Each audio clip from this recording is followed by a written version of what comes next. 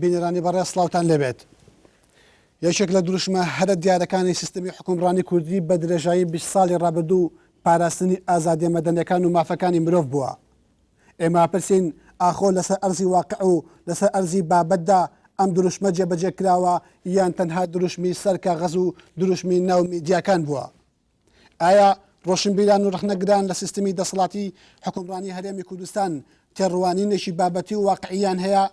یان تێڕوانینێکی نێگەتیفی بەردەوامیان هەیە بۆ ئەم سیستەمە و بە هەموو باش و خراپەیەکی دڵێن خراپ؟ ئایا لەژێر بارودۆخێکی لەم شێوەیەدا و لەژێر دەستگیرکردنی ڕۆشنبیران و نووسەران بە ناوی یاسایەوە ئەمە هەنگاوێکە بۆ پێشێلکردنی بەردەوام و مەترسیداری ئازادیە مەدەنیەکانی مرۆڤ لە کوردستاندا یان جێبەجێکردنی یاسایە بەسەر هەموواندا بەبێ جیاوازی؟ بۆ گفتوگۆکردن لەسەر ئەم بابەتە میوانداری هەرێک لە بەڕێزان سۆران عومەر ڕۆژنامەنووس و ئەسعەد جەباری نووسەرمان کردووە بەخێربێنێ مولایەکەم. کاک سۆران، یەکێک لەو پرسانەی کە ئێمە سەرنجمان ڕاکێشێت لە کوردستانە ئەویش مەسەلەی ئازادیە مەدەنیەکان و مافەکانی مرۆڤ لە هەرێمی کوردستانە و سیستمی حکومڕانی لە هەرێمی کوردستان پێمان دەڵێ هەرێمی کوردستان لە ناو بورەی ڕۆژهەڵاتی ناوەڕاست و ئەم ناوچەیە نمونێکی پێشڕەوی گەشەکردنی دیموکراسی و گەشەکردنی ئازادیەکانە لە هەرێمی کوردستانە. حەزەکەم هەڵسەنگاردنی تۆ بۆ ئەمە بزانم ئەمە تا چەند بۆچوونێکی ڕاستەوە تا چەند لەسەر ئەرزی واقعی بینین؟ بەڵێ ئەگەر لە بۆچوونی منەوە دەست پێ بکەی دیارە بۆچوونی من ئیسنا دەکاتە سەرەوەی کە ئایا فعلەن ڕەوشی مافی مرۆڤ و مافە مەدەنیەکانی مرۆڤ لە هەرێمی کوردستانە بە درێژایی 20 ساڵی تەمەنی حکومڕانی کوردی کە قۆناغی جیاجیای بەخۆوە بینیوە، قۆناغی شەڕی ناوخۆ و قۆناغەکانی دواتری لێکترازانی ئیداری و پاشان ئەو پاشاگەردانیەی کە لە هەرێمی کوردستانە لە پێشترا هەبوو دواتر هەڵبژاردنێکی تاڕادەیەک باشتر لە جاران و دروستبوونی حکوومەتێک ئەگەر بکرێ بن کە فراوانتر بێت لە حکوومەتی 50 بە 50 و سەردەمانە لە کۆی ئەمانە سیرکەی ئەبینی لە دوای 20 ساڵ لە تەمەنی حکومڕانی ئەم مافە مەدەنیانەی ئینسانی کورد لە نێو راپۆرتە جیهانیەکانە پێمانەڵێ هەرێمی کوردستان ئەو نمونە جوانە نەبوو کە سەرکردەکانی ئێمە شانازیان پێوا کرد. ئەگەر تازەترین نمونە بێنینەوە لە راپۆرتەکەی هیومن ڕایتس وۆچ و لە راپۆرتی پەیامنێرانی بێسنوور و منەظەمەی عەفوی دەولی تەماشا بکەی هەرێمی کوردستان وەکو هەرێمەکانی تری مەترسیدار بۆ ژیانی ئازادیە مەدەنیەکان ناوی هاتووە لە پێشێلکاری و ناوی چۆتە ڕیزی پێشەوە کە ئەمە بە تەسەوری من جێی داخە دوای 20 ساڵ لە حکومڕانی کوردی ئێمە ناومان لە نێو راپۆرتە نێو دەوڵەتیەکانە کە دەوڵەت نین لە پێشەوەی ئەو دەوڵەتانە بێ کە لە ئێمە زۆر خراپترن و ڕەوشی ژیان لەوێ لە ئاستێکی زۆر خراپایە و مافەکانی مرۆڤ لە ئاستێکی مەترسیدارایە. زۆر کات ئێمە لە هەندێک مەسائلە ئەتوانم بڵێم لە پێشێلکاری مافی مرۆڤ پێشی عێراق کەوتوین کە عێراق بە تەمەنی دوای نەمانی بەعەز هەندێک شتی لە ئێمە باشتر بووە. بۆیە من پێم وایە بەداخەوە ئیڵێم بەداخەوە دوای ئەو تەمەنە درێژە لە گواستنەوەی مەرحەلەی شۆڕش بۆ شار و بۆ حکومداری دەسەڵاتداری حکومداری کوردی نەیتوانی مافە مەدەنیەکانی خەڵکی کوردستان بە هەموو شەریحەکانەوە بپارێزیە. ئەمەش لە کاتە هەستیارەکانە دەرەکەوێ لەو کاتێک کە خەڵک دێتە سەرجادە داوای مافی مەدەنی خۆیەکە، داوای مافی خزمەتگوزاری خۆیەکە و داوای مافی خۆیەکە ئەلم کاتا دەرەکەوێت کە مافەکانی نەپارێزراوە لێ ئەدرێ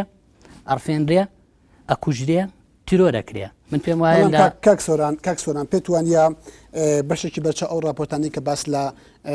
لانە سلبیەکانی حکومڕانی کوردیەکان چاوەخەنە سەر کۆمەڵێک حاڵەتی دیاریکراو کە لە هەرێمی کوردستان ڕوویداوە، بەڵام ئەگەر کۆی گشتی دیمەنەکە ببینین ئێمە کۆمەڵێک گشتی دیکەش دەبینین. ئەبینین لە هەرێمی کوردستانی عێراقا ئۆپۆزیسیۆنێکی کارا و بەهێزەیە کە بەردەوام ڕخنەگرە لە حکومەت و چاودێری دەکات، میدیایکی ئەهلی و ئازاد هەیە و بە ئارەزوی خۆی و بەو شێوەی کە پێی باشە ئەلامی خۆی پەخشەکات بۆ خەڵک. ئێمە بینین کە ڕێکخراو و منەظەماتی مجتەمەعی مەدەنی لە هەرێمی کوردستانە هەیە و چاودێری ڕەوشەکان هەموو ئەمانە دەستکەوتی گرنگ نین کە لە ئەزمموی حکومڕانی هەرێمی کوردستانە بەدی هاتووە. بەڵێ من پێم وایە ئەمە مەکرەمەیە نیە تا دەسەڵات پێمان بفرۆشێتەوە مادام میدیای ئازاد هەیە ئۆپۆزیسیۆن هەیە ئەو دروستی کردەوە بە پێچەوانەوە میدیای ئازاد لە پێویستی واقعەکەەوە هاتوۆتە بوون ئەو جا ئێستا قیاسەکە لەسەر ئەوەیە قیاسی ئازادی بیر و ڕاو پارێزگاری مافی مرۆڤ لەوانییە کە مادام میدیای ئازاد هەیە و مادام من و تۆ لێرە قسە ئەەکەین و ڕوبەڕووی دەسەڵاتیشین کەواتە ئازادی هەیە لێرە دەرەکەوێت کە ئازادی هەیە ئایا کە ئۆپۆزیسیۆن هەیە بە یاسا بجێ بڕێیا بە ئەمری سەرکردەیەک ئایا کە میدیای ئەهلی هەیە سەرکردەیەک وەکو مافیا یا گروپێک وەکو مافیا ئەچێ لە پەناکۆڵانێکە لێدا و ئەڕوا یاخود مافی ئەپارێزێ بە یاسا پێوەری ئازادی بوون و پێوەری پاراستنی مافی مرۆڤ لە پارێزگاری لە دەستکەوتەکانایە نەک لە بوونیە. بەڵێ باش زۆر سپاس زۆر سپاس کاک ئەسعەد ئەو راپۆرتانی کە سەبارەت بە ئازادیە مەدەنیەکان لە هەرێمی کوردستان و بە شێوەیەکی گشتی ڕۆژی مافەکانی مرۆڤ لەلایەن ڕێکخراوە نێودەوڵەتیەکانەوە ئامادەکراوە وێنەیەکی زۆر تاریکی مافەکانی مرۆڤ لە کوردستان و بە ئازادیە مەدەنیەکان نیشانیان تەنانەت هیومەن ڕایتس وۆچ باس لەوە دەکات کە هەمان تایپ و مۆدلی بەعس لە کوردستانە دووبارە بێتەوە و چاو لە ڕژێمی پێشووەکەن. زۆر سپاس بۆ جەنابتان دیارە ئەو راپۆرتانە لێرە و لەوێ کە با بڵێن بڵاو دەکرێنەوە لەلایەن هیومەن ڕایتس وۆچ و ڕێکخراوەکانی تر وە ڕێکخراوی یونامی ئەوانە هەمووی بەشێکی زۆری گزارش لە هەندێک ڕاستی دەکاوە بەشێکی لەوە چێواش نەبێ مەسەلەن بۆ نمونە ئێمە ئەگەر بەراوردێ بکەین لەوەی لە بینی ئەوەی هیومەن ڕایتس وۆچ لەگەڵ یونامی زۆر جیاوازی هەیە ینی کێشەکە لەوەیە ئەمانە لە یەک دیدگاوە سەیری ڕووداوێک دەکەن مەسەلەن بۆ نمونە تۆ گە سەیری ئەوەی یونامی بکەی بە ئیجابی باس لە هەرێمی کوردستانەکە بە بەراورد لەگەڵ عێراقدا بەڵام کاتێک کە تۆ سەیری هیومەن ڕایتس وۆچەکەی سەیرێکی ئەشکالەتێکی تایە ینی هەندێک ڕخنەی تایە ئەمە حەقی خۆیانە کە هەر دید و بۆچوونێک تەڕحکەن لەبارەی ئەوەی کە مافێک پێشێل دەکرێت یا ڕووداوێکە سەرنجی ڕێکخراوە نێودەوڵەتەکان ڕادەکێشێ بۆەوەی کە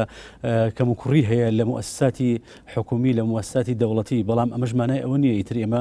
دەستەوەژنۆ دانشین کێشەکە لەوەیە ئێمە دەبێ هەردوو ئەو ڕێکخراوانە یا هەموو ئەو ڕێکخراوانە ئەوەی ئێمە لەس ئەرزی واقع بینی ومانە بەرەنگار بوونەوەیکی توندی جادی خۆپیشاندان بوو لە هەرێمی کوردستان لێدانی ڕۆژنامەنووسان و نووسەران و ڕخنەگران بووە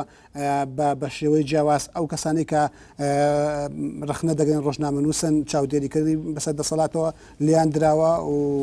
تیرۆر لە کوردستانە هەبووە ئەگەرچی ڕەنگە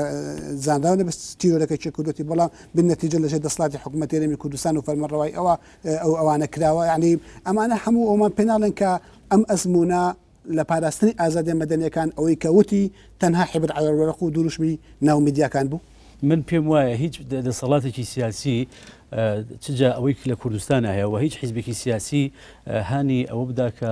لە ژێر باڵی هەیمەنەی سیاسیە تون و تیژی بڵاوکاتەوە دەشێت لێرە و لەبێ خەڵکێک هەبێ لە نێو موەسساتی دەوڵەت یا لە نێو حیزبە سیاسیەکاندا کە وەکو گروپێک وەکو مافیای کار بکە بەڵام ئەمە عکس ناکرێتەوە بۆی کە تۆ بڵێ هەموو ئەزمونونەکە ناشرینە ئێمە بینیمان لە یەکێ لە دیدارەکانی جنەبی کاکبەرەم ساڵح باسیەوە کردوتی دوور نییە لە ناو حیزبە سیاسیەکانە گروپی مافیا هەبێ باشە ئەمە هەیە ئیتر ئەوە تۆ ناتوانانی نەقلی کەی بۆی کە بڵێ هەموو ئەزمونە سیاسەکە ناشرینە دوور نییە هەبێت ئەم ئەوش باس ئەوواکە ئێمە کێشەمان لەوە بڵێ ئەتوانی زانیاری من ناتوان زانیاری بدەمێ بزانیاریشم نییە مەسەن بۆ نمونە کەسێکی باڵا دەست لە ناو حیزبێکی سیاسیدا دوور نییە دەستێکی بڕوا زیاتر و بیەوێ لە تۆڵەی وەرەقەی کۆن و ڕقوچینەی کۆن هەڵڕێژێت بەرامبەر بە کۆمەڵی خەڵک یان یەکی قسەیەکی پێ بکە لێرە و لەوێ بتوانێت تاعنێکی لێدا ناشرینی بکە بەرامبەری بەڵام ئەمە هەموو مانای ئەوە نییە ئەزمموی سیاسی لە هەرێمی کوردستان ڕاست و چەپێکی بەسەرا بین بڵین هەمووی ناشرینە ئێمە شتی جوانیشمان هەیە لە پاڵ ئەوەی کە هەندێک خەلل کەوتوتە کەموکوڕی کەوتوتە ناو دامەدەستگەکانی ئێمەوە کێشەکە لەوەیە ئێمە حکوومەت دارێکتێکی ئێمە لە هەرێمی کوردستاندا ئەزمموی ئێمە ئەزممونێکی قوڵ و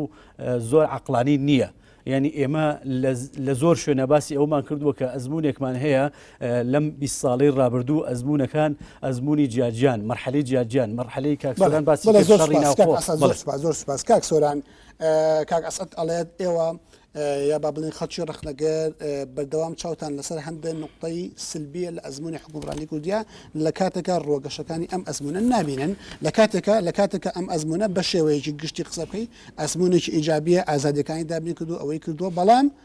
قابل ئەوەی ڕخنەکەم و کوڕشی هەبێ بەڵێ ئەم ئەزممونە بەرهەمی چەند سەرکردەیەک نییە تا ئەوان خاوەنی بن ئەم ئەزممونە هەموو ئەو خەڵکە خاوەنێتی کە قوربانی و خوێن و ناڕەحەتی تیاداوە بۆیە پاراستنیشی لەسەر هەمومانە ئێمە ئەگەر ڕەخنە لەم دەسەڵات و لەم ئەزمونە بگرین پێمان وایە ئێمە دۆستی دەسەڵاتی نەک ئەوانەی کە دەسەڵات ناشیرینەکەن لە پەنای دەسەڵاتی دەسەڵات بەکاردێنن بۆ تەسفیە حسابی کۆنی خۆیان وەکو کاگەزات فەرمووی بۆیە من پێم وایە ئەم ئەزمونە سیاسیە ئێمە کە فۆکسەخەینە سەر ڕەخنەگرتن لەو کەم و کوڕیانەی هی ئەوەیە کە فیعلەن ناکرێتەوە شانازی بە ئەزمونێکی سیاسیەوەکەی ڕووبارێک خوێن و وڵاتێک شەهیدت بۆی دابێ بەڵام لێ بگەڕی یەکێک بێ ناشرینی بکە یاخود موسسەیەکی حکوومەتە یاخود بەرپرسێکی حکوومەتە یا دامەزراوەیەکی حکوومەتە بۆیە من ئەڵێم بەداخەوە بە درێژایی تەمەنیم ئەزمونە سیاسیە کە پێمان وایە بە کۆی گشتی ئەگەر ناشرین نەبێ بەڵام شتی زۆر ناشرینی تایە مەزمونە سیاسیە ئەوەندە شتی ناشرینی تایە کە ئەگەر تەماشا بکەی کاگوێت ئەمە کتێبێکی 180 لاپەڕەییە لەسەر پێشێلکاری مافی مرۆڤ لە کوردستانە منەظەمەی عەفوی دەولی نووسیوێتی ئێمە توانین لەژێر ئەمە بینە دەرەوە بەڕاستی ناکرێ ئێمە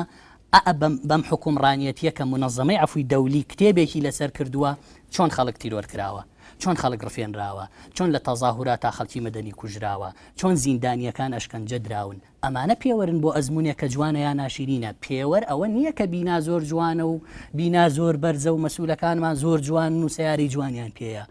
پێوەر بۆ ئەم ئەزمونە ئەوەیە کە بەڕاستی خەڵکانێک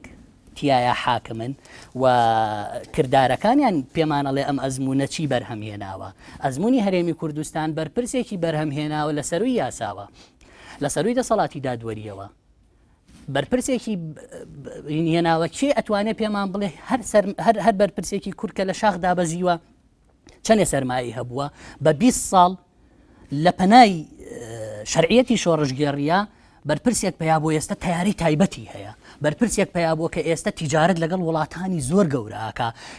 ئێمەش کە میلەتێکی مزەحی دەستی زوڵمی بەعز بووین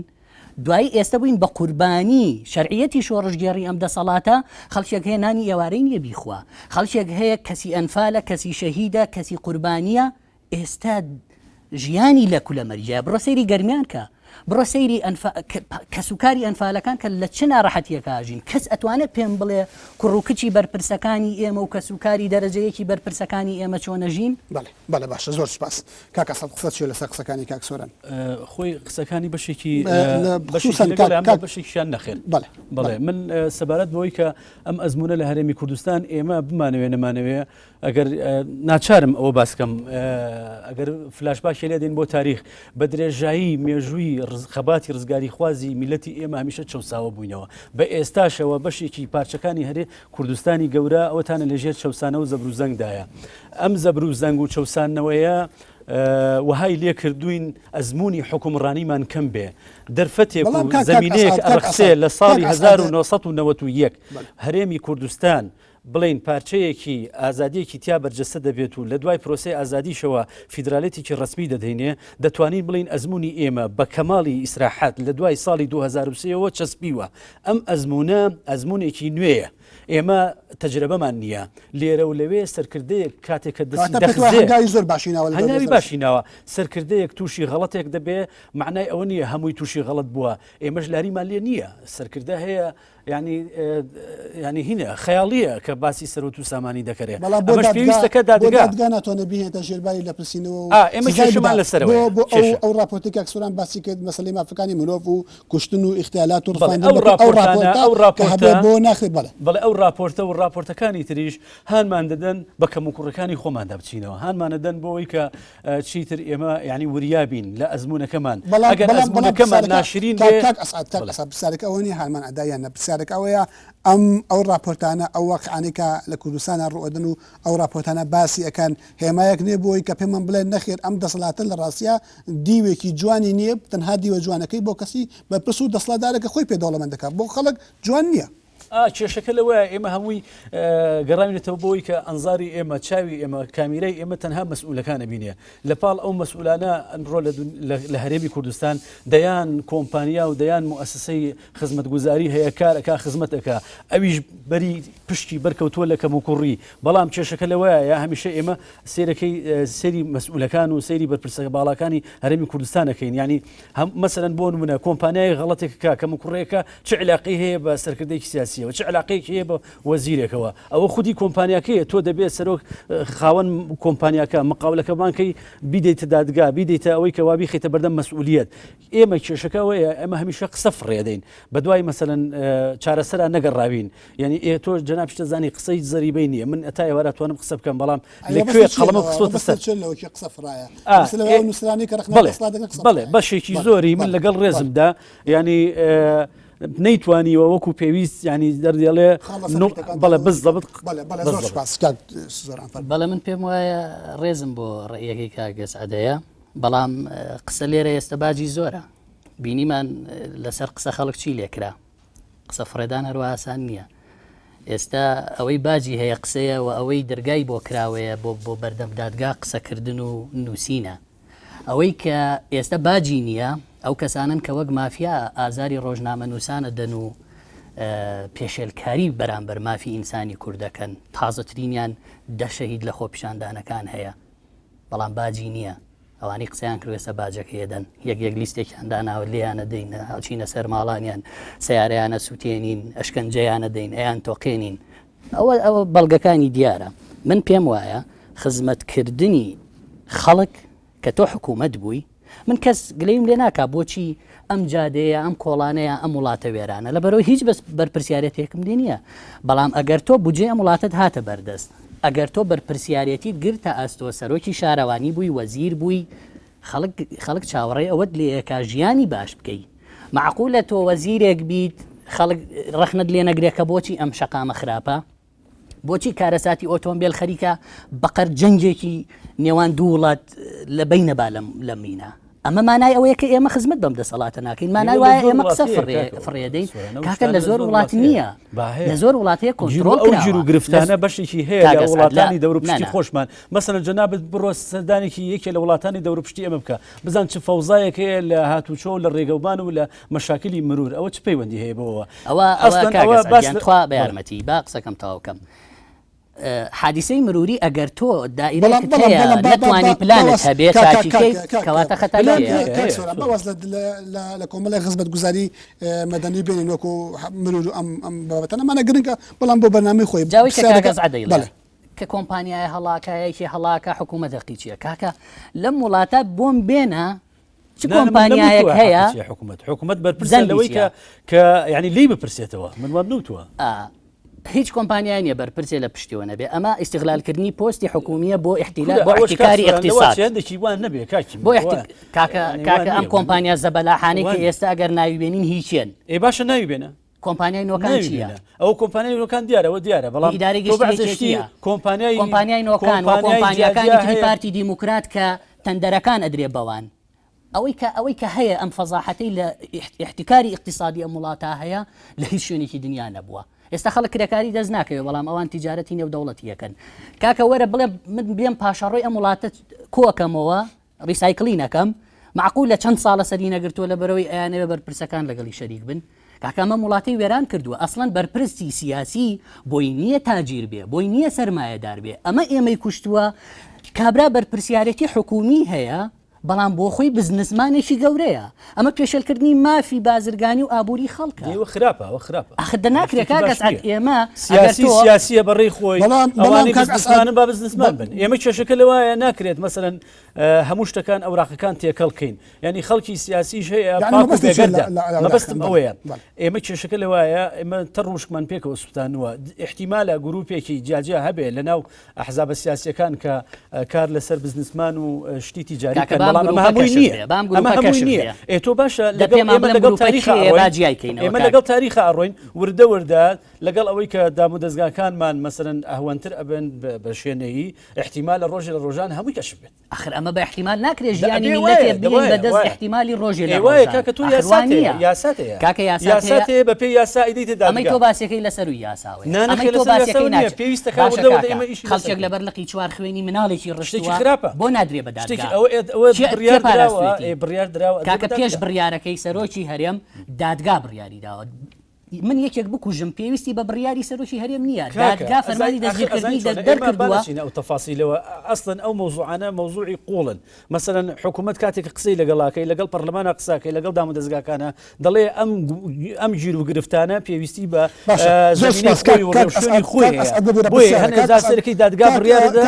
بڕیارەکەی تەخیرە بێت من نازانم بۆ تەخیرە ئەسڵ پرسیارێک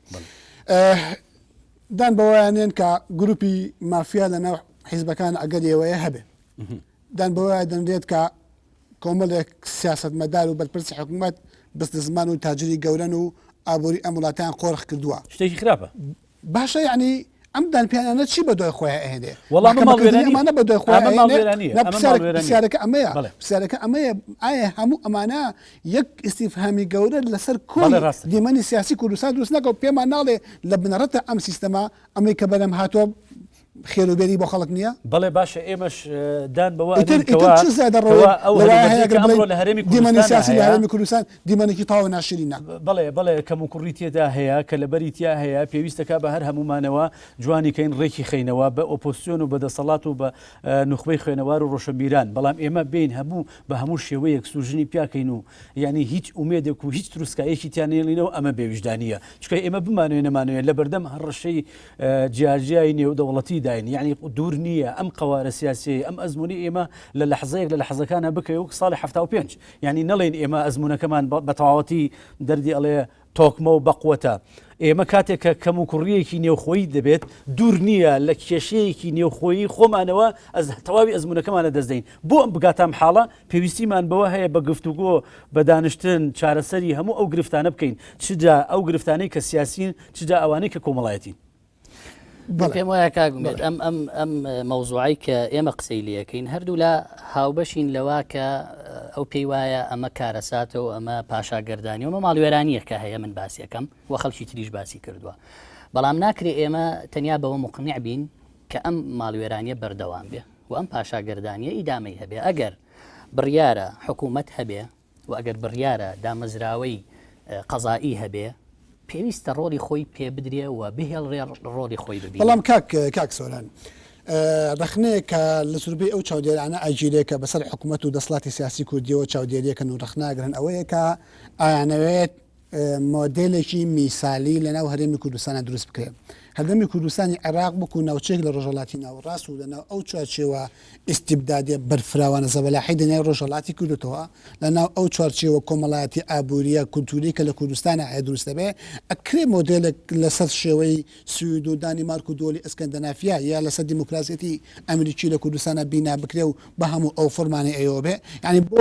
بۆ نایی بەراوردی واقعی هەرێمی کوردستان کەی بە کۆمەڵێک وڵاتی تر کە بەحرێک خوێنی تاڕژ بە سووریا بە شوێنی تر هەموو ئەمانە هیوای ئەوە نییە کە ئەم سیستەما ڕاستە ئەگەری ئەوەی تا بکەتە سیستمێکی دیموکراتی ڕاستەقینە و ئازادی مەدەنەکان بە تەواوی پارێزێت بەڵێ من پێم وایە ئەمە سەرکردەکانی ئێمە بوو لە تەمەنێکی زۆر پێشێستا پێیان وتینە ئەزمونە میسالیە پێویستە عێراق و ڕۆژهەڵاتی ناوەڕاست سوودی لێ ببینێ و بە دنیاشیان واوتووە بەڵام دەرکە و ئەم مۆدێلە وەکو ئێستا خۆیان کە لە تەراجوعی مافی مرۆڤان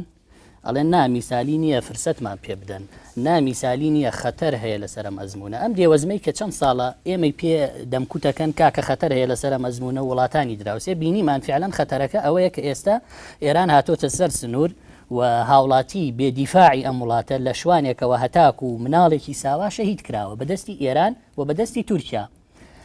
باشە کە تۆ نەتوانی خەتەری نێودەوڵەتیمان لەسەر لابەری کە تۆ نەتوانی ئەزمونونەکە بکەی بە ئەزمونێ نەک میسالی بێ ئێمە نەماونتۆ میسالی ئەڵێن ئەوەی پیاوی کوشتووە و قاتی لە بابچێتە دادگا حکومەکەی وەرگرێ